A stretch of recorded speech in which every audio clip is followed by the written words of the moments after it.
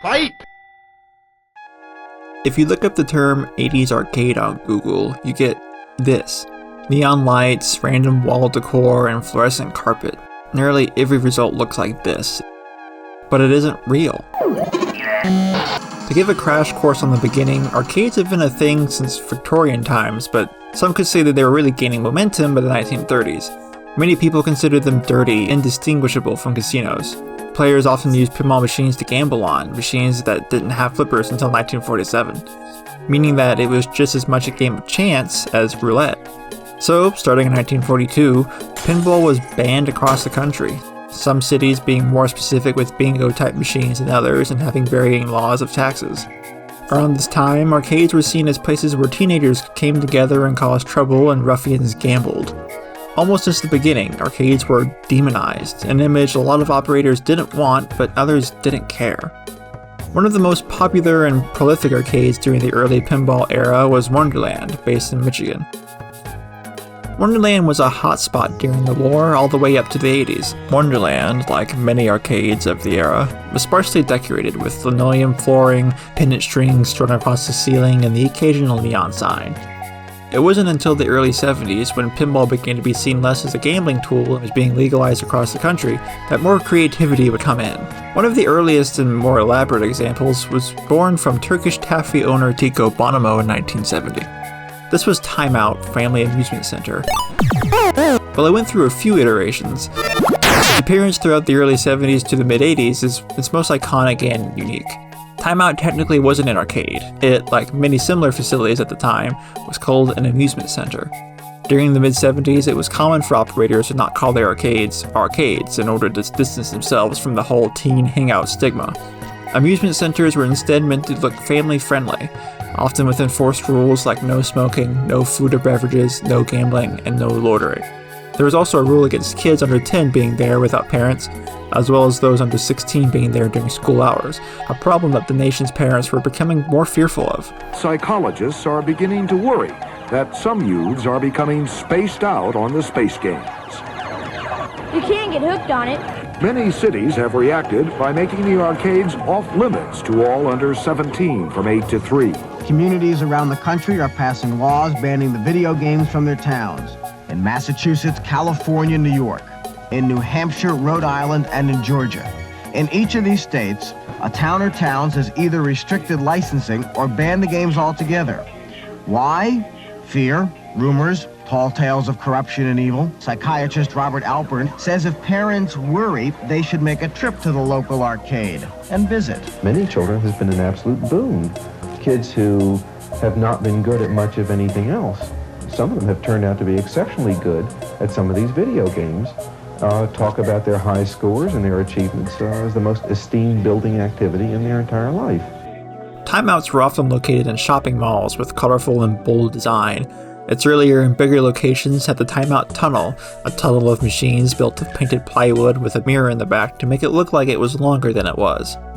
Timeout also had a brother named Station Break.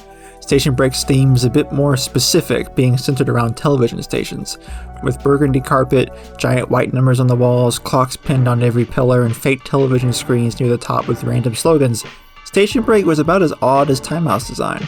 In 1972, the Magna Fun Company opened Spaceport. Spaceport existed both on their own and in shopping malls. Like most arcades, it's not known who designed it, but the space theme wasn't entirely a shot in the dark.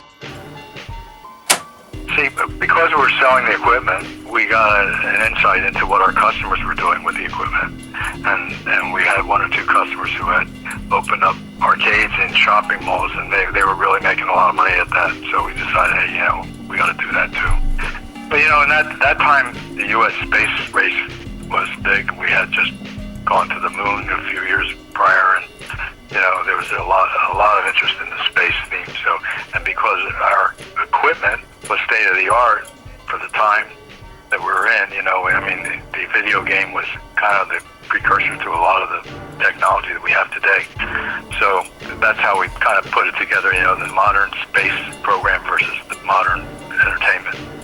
The pleasant, beautiful surroundings of each spaceport is carefully planned by the leading architects and space planners in the industry, and it's your job to keep the atmosphere pleasant so that our customers can enjoy themselves in safety. The first rule to enforce at all times is our no smoking, no eating, and no drinking policy. Never allow people to loiter in your store or directly in front of your store. Spaceport is a family entertainment center, and our business is geared to attracting families shopping in the mall. Groups loitering around your entrance can chase these customers away. If a patron becomes disorderly, tell him that he is violating store rules and ask him to leave the store immediately. If he won't leave when you ask him to, tell him, "You're now trespassing. I'm going to call mall security or the police if you don't leave immediately." You should never use physical force yourself unless the offender strikes you first. Then use only the amount of force you feel is necessary to protect yourself, other patrons, and the store itself. Coming up around the same time was Aladdin's Castle, briefly operated by American Amusements before being purchased by Bally. Hardly any of its theming had to do with its name. Inside, there was brown carpet, brick tile, railroad crossing signs near the entrance, and tan walls with wooden beams. Bally later bought Funway Freeway, a freeway-themed arcade covered in yellow arrows and street signs from Six Flags. Nickels and Dimes had a handful of arcades, namely Tilt, a rather generic-looking arcade, save for a few such as the one that was located at the Dallas West End, Electronic America, dawned in red, white, and blue, and Goldmine, a mineshaft-themed arcade. Nickels and Dimes also owned Nautilus, a submarine-themed arcade named after the sub of the same name from 20,000 Leagues Under the Sea. Reportedly, it also featured a floor-to-ceiling aquarium complete with a live sand shark at the entrance. Atari had their own arcade as well, starting in 1982 with Atari Adventure, with its most elaborate and aesthetically pleasing location at the Great America Theme Park. Aside from the most well-known chains, there were many other smaller and sometimes more forgotten locations such as Barrel of Fun, Captain Video, Doc Holiday's, Westworld, Pirates Cove, and Twin Galaxies, a rather small arcade before its incredible reputation for recording high scores.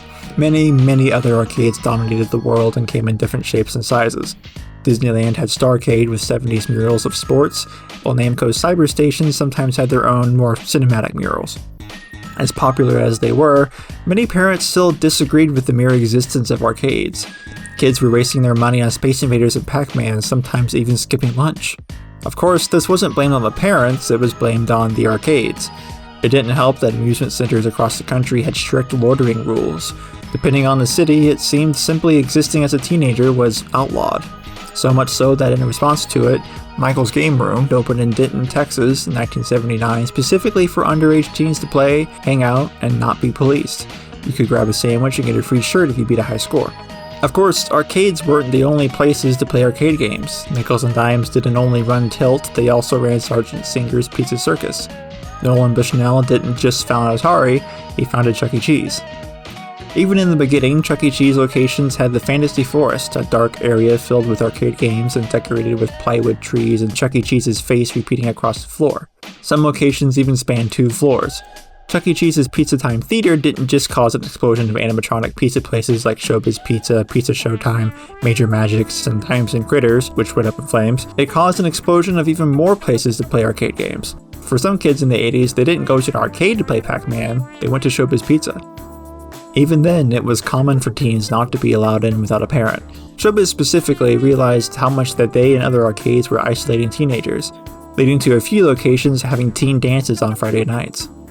Arcade machines were spreading everywhere. They were a virus. You saw them in hotels, gas stations, grocery stores, nightclubs, skating rinks, and movie theaters, leading to one of the most iconic, though misguided aesthetics. In 1986, Andrew Thompson of Durkin Carpets proposed Electro Dye, a new line of patterned carpets specifically designed to pop in nightclubs. Already in the 70s, though, casinos were using recreational carpet designed by Joy Carpets. When Durkin's Electro Dye was unleashed upon the world, skating rinks also made use of it, and with the skating rinks, so did the movie theaters. By the 90s, commercial theming was hot. Giant fiberglass sculptures adorned the toy stores and humongous soda cups were in movie multiplexes. AMC's design firm, Dimensional Innovations, made the switch from using tile to using Electro Dye carpet. Not only was it more comfortable and stylish with the times, it popped. Durkin's Funtime collection had successfully infiltrated nearly every entertainment facility. And on top of nearly every floor of carpet stood arcade machines. Durkin's Electro Dye would also trigger competitors to roll out their own designs, most notably Joy Carpet's Celebration and Space Explorer. This is where the idea that arcades looked like this comes from. The majority of arcades, even by the time Electro Dye came in, didn't look like this. but other places that had arcade machines did. All of these are home arcades or aren't even real. They're 3D models. Even now, the myth that arcades specifically had this look is perpetuated in media like Stranger Things and Pixels. This isn't this, even though it's supposed to be. The modern idea of an 80s arcade is largely based off myth and muddled memories. While some modern movies like Licorice Pizza get a better approximation of what things did look like, we're still taking time to catch up and shake loose the tropes that weren't correct to begin with. It's not a harmful historical inaccuracy, but it matters. If you don't depict the period right, the way we view the past changes. Arcades still exist, but not in the way that they used to. The way teenagers spend time has changed, and the way that we play video games has changed with it. But there's no denying that regardless of whatever period it is, people need a place to congregate, socialize, and play the occasional game. Sometimes home, or even outside, isn't an option. The role of an arcade in our social life can't be underestimated, so portraying them accurately has importance. It's not just a bunch of video games in a room, it's a place seen globally in our culture that's slowly lost its reason to exist. And portraying our culture accurately is important.